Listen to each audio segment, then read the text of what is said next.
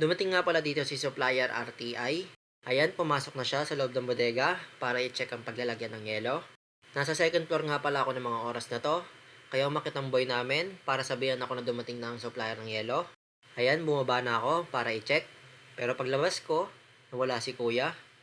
Hinabol ko pa sa labas at tinahanap ko siya. Pero hindi ko siya makita. Kaya ayan, pumasok muna ako para i-check ang freezer kung may naibaba na ba. Eto, lumabas ako para hanapin si na kuya. Pumasok nga pala muna ako para maghanap ng masusulatan.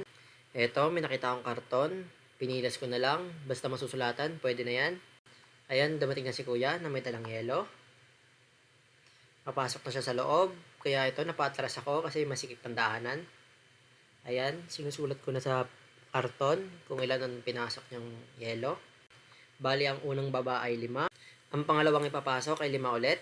Bali, 10 na lahat. Pangatlong ipapasok, bali 5 ulit. So, bali 15 na. Kaparehas pala namin ng supplier, yung mga malalaking mall dyan at mga convenience store. Hindi ko na kailangan pangalanan pa yung mga business na ito. Ito ang maganda sa negosyo namin. Pare-parehas kami ng supplier, pero mas mura sa amin. Oops, muntikan na. Muntikan pang mahulog. Buti na save pa ni kuya. Ito nga pala ang maganda sa supplier RTI.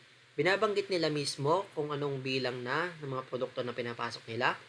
Actually, no need ko na isulat, pero sinusulat ko pa rin in case may times na hindi nila mabanggit ang bilang. Ito pang 30, ito pang 35, ito pang 40, ito pang 45, ito pang 50. Last na nga pala to, bali 55 na. Napuno na nga pala yung isang freezer, kaya sa isang freezer na lang ilalagay ni kuya yung mga natira.